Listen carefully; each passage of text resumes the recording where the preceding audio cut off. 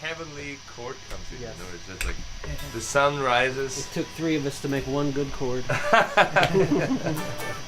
Today's guest is John Inmon, who I personally have known for several years. I first saw John play guitar when I was a kid, or at least a teenager.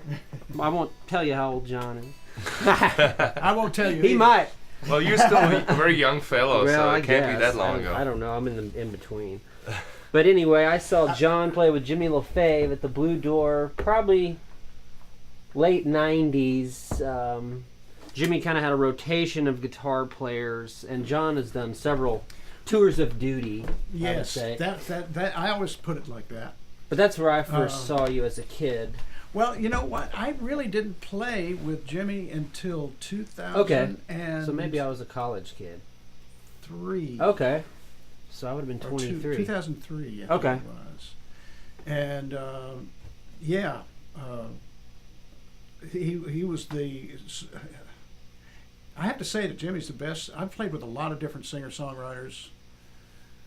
You know, Jerry Jeff Walker and Delbert McClinton and Omar and the Howlers and you know, all kinds of people. Ray Wiley Hubbard. Mm-hmm. Just most of the usual suspects from Texas, and, Right. and Jimmy actually was far and away the best singer of them all, and I made the best music of my life with him. No, I witnessed you do it with him. It was a good team and a good pair. There was something about it, you know. We kind of saw things differently from a musical point of view until we started playing. But we heard the same melodies in our heads, and that's what came out. And his whole thing was, it was like a jazz player. He never did the same song the same way twice. Mm-hmm. Always it was an open experience. There were never any rehearsals. It's always just start playing and see. I'll see you at the end of the song. Right. And I love that. I love that whole ethic. I just don't do well with Structured, same way every night. rehearsed things. I'd rather drive a truck, Mm-hmm. and it's just not fun for me. The best part of making music is the act of making music at that moment, Right. at the moment that you're doing it. Yeah. There's something where you're not there. Well, you're looking for the expression in the moment. Yeah, and the expression comes. Yeah. Doesn't have anything to do with the player. Uh-huh. If it's being done properly, the player disappears and the music happens, Uh-huh. Uh-huh. and you don't realize it until after the fact. Right. And I broached that subject with Jimmy a couple of times, and it didn't kind of compute with him, or he didn't really comment on it. You know. Uh-huh. But it would happen every night. But it did happen, That you was know, the and it's deal. not something, you know, it's in the moment. You're in the moment. That's why music, I think, is one of the most sacred forms of art that there is, because it only happens now. Mm-hmm. It doesn't happen then. It doesn't happen in the future. It only happens now. Mm-hmm. You paint a painting, it's there. You make a record, it's there. Mm-hmm. Always, Mm-hmm. you know. Mm-hmm. But you're playing music. If you're playing spontaneous music, it's there and it's Well, good. actually, making record is kind of a weird thing, because it captures or attempts to capture that moment, It's a sculpture. Forever. and then it's there forever. But you know, it really was just a moment. That's right. It's like a photograph. Yeah. So that's why, to me, you know, it's always much harder to record something when you know the red light is on. You know, you're in a totally different headspace. It's a different form Yeah. of art. It's Yeah. a different form of music. Mm-hmm. And I think that's what when the Beatles did their thing in the late '60s, not the early mop top guys, but the serious music that they made in the late '60s, they actually made the process of making a record into a true art form. Yeah, they used the studio for sure. And you know, there's no way you could reproduce what they did in the studio, and they weren't even trying for that. Yeah. They were trying to make a painting, and they were trying to draw a sonic Mm-hmm. painting, you know. But that's not playing music. Right. Right. Playing music is something different altogether. Uh-huh. And you've played, I've heard Jimmy say from the stage many times when he would introduce you, you've played guitar in Austin since 1967. 66. 66. Yeah. And Stevie Ray Vaughan used to come watch you play. Yeah, he did. Stevie Ray Vaughan, you got to ring the bell. Oh, here's our bell. Yeah. I dropped the name. I get the bell rung on me. For whom the bell Well, tolls. you know, I mean, I didn't really. I mean, I knew that he would come to some gigs, you know. Yeah, what venue was this? Well, most of the ones that I saw him at were a place called the Treehouse here. The Treehouse. Okay, that rings a bell. It's down on Bee Caves in Lamar, behind the sort of next to the railroad tracks there. Oh, jeez. And it went under. It was a kind of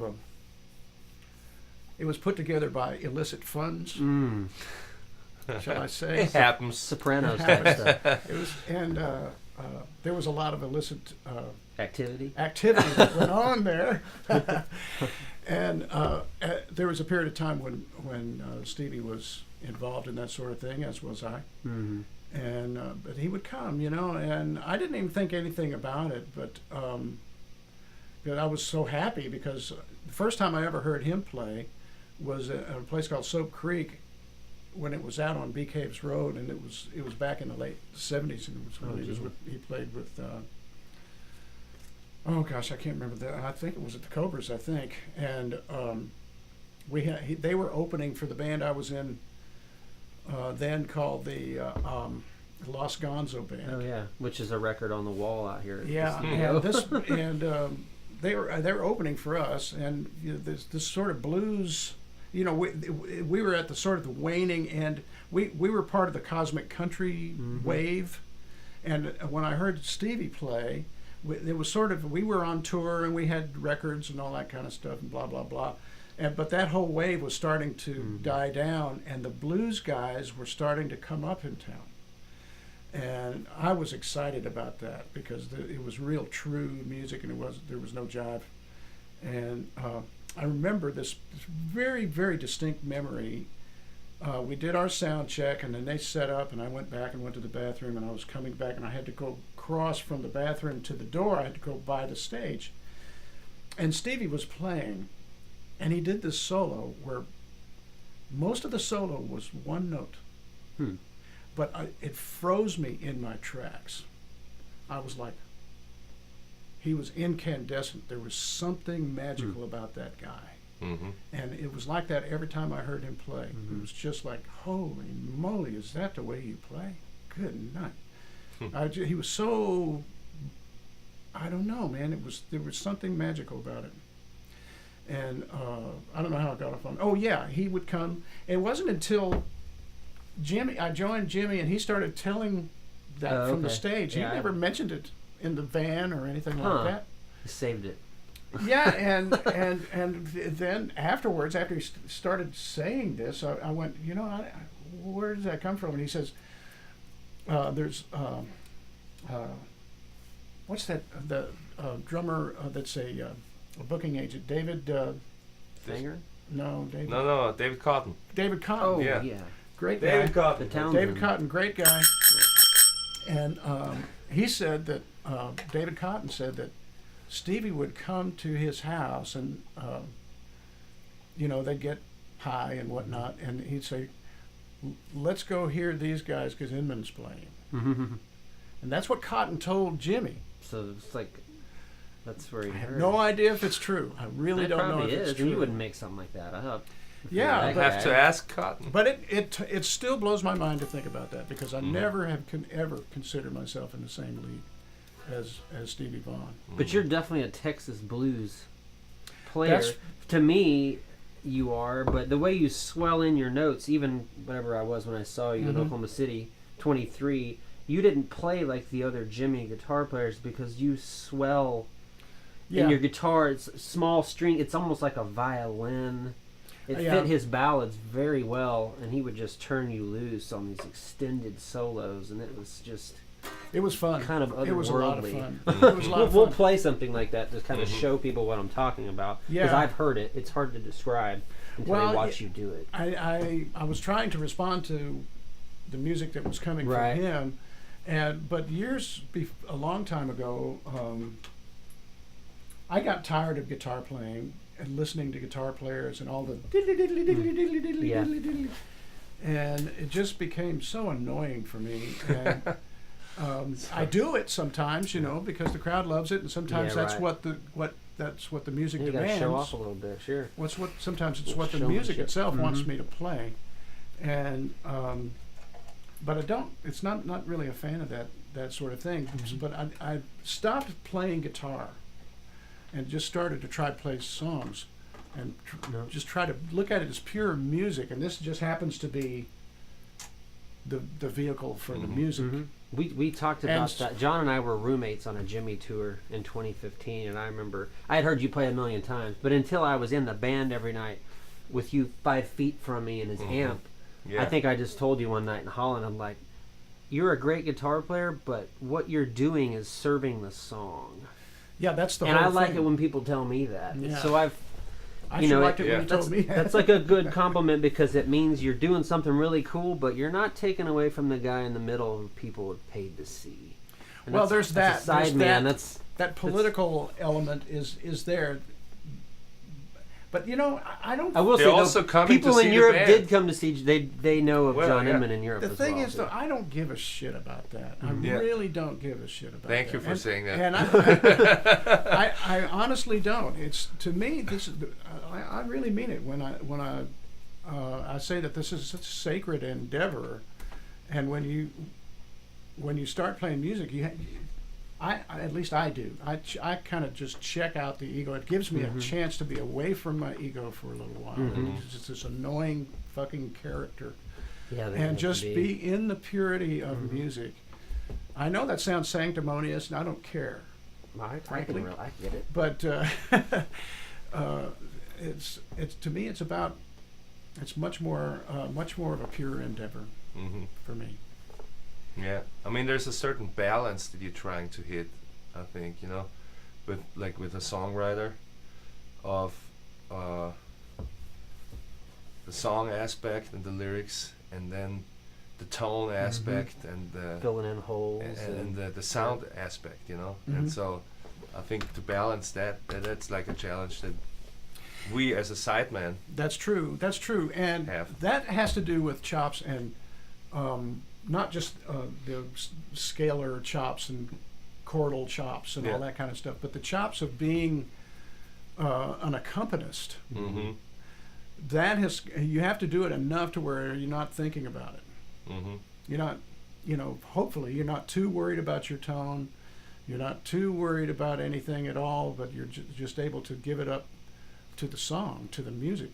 Mm-hmm. And you're not worried about who's playing what, and Mhm. I don't care who's in the band as long as they can play. Right. Mm-hmm. Right.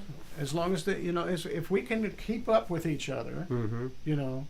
and everybody's of sort of an equal mindset as far as just trying to, it's all for one and one for all, and that's all about the song.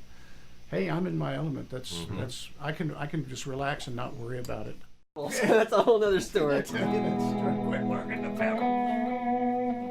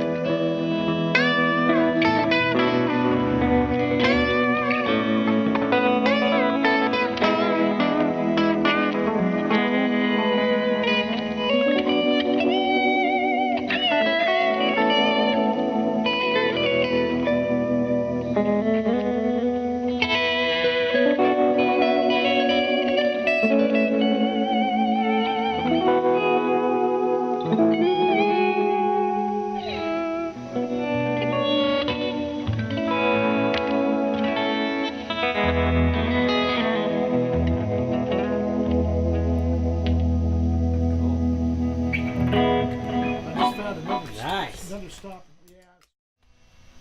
Yeah. I'm curious to hear a little something from you, because you seem to have a lot of jazz sensibilities. You two remind me a lot I of each listen to jazz other. a lot, yeah, but And I'm so- not a jazz player. So you were just listening to it, but you never studied it. No, per no, no, se. no. I couldn't read a note if you held a gun to my head. And no, no, no. I'm just a seat of the pants guy. I'm basically a rocker that dabbles in other things. But what I listen to is jazz and blues. Mm-hmm.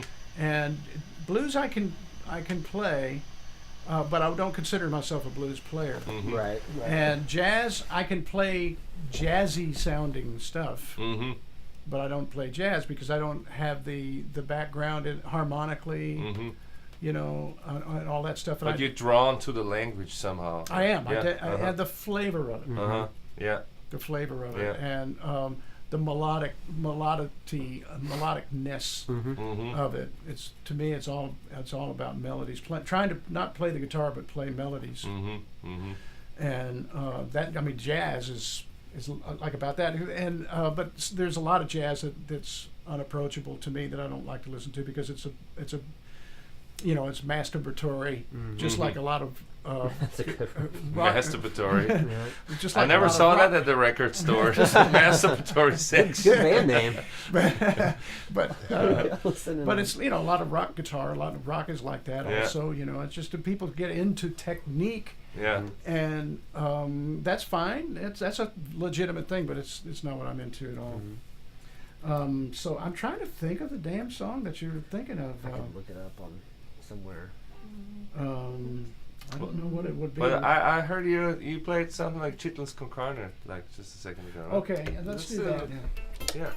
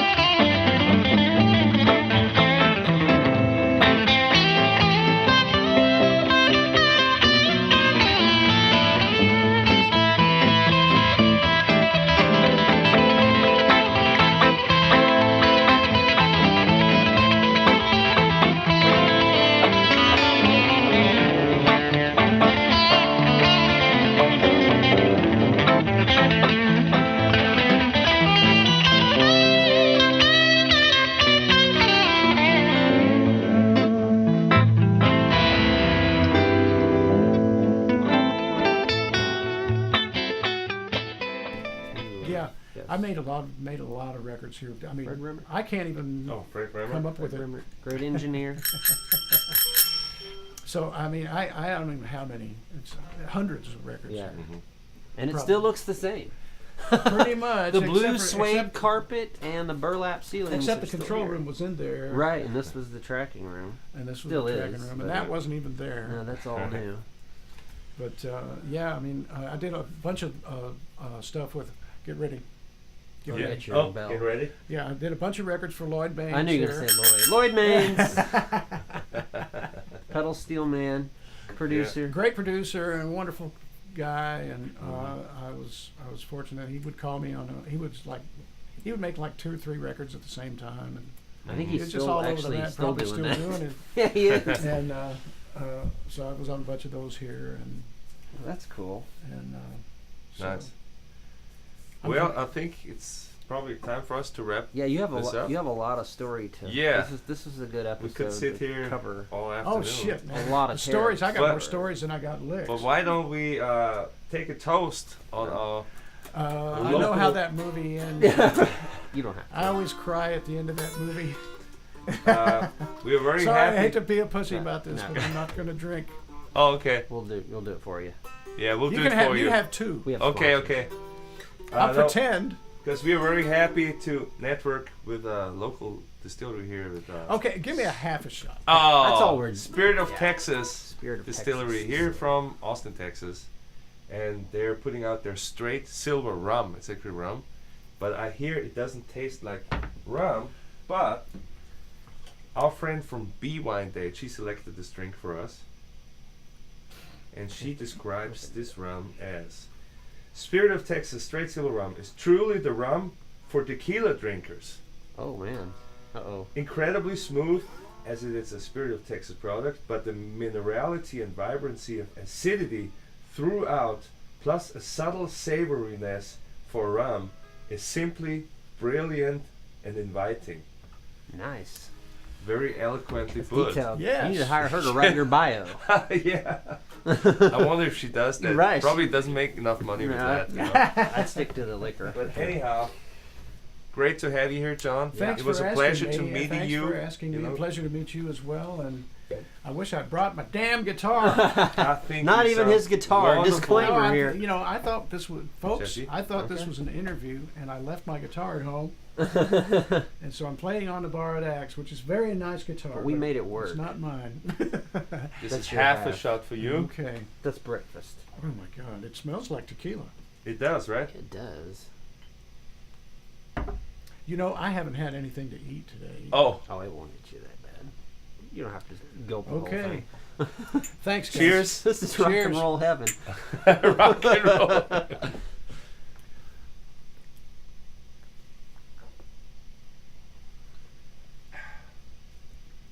That's good. I know what Tasty. you means with the tequila. But it doesn't Taste. It has knock a you little- over like It's got tequila it's does. also got the nose of tequila. Yeah. That's good. Mm-hmm. We off? Well, guys, Almost. all I want to say is we'll see you again in 2 weeks with another guest. And we just want to say goodbye from Guitar Heaven. This is Ulrich. Jesse. John. Every Fine. house has one. It's the law.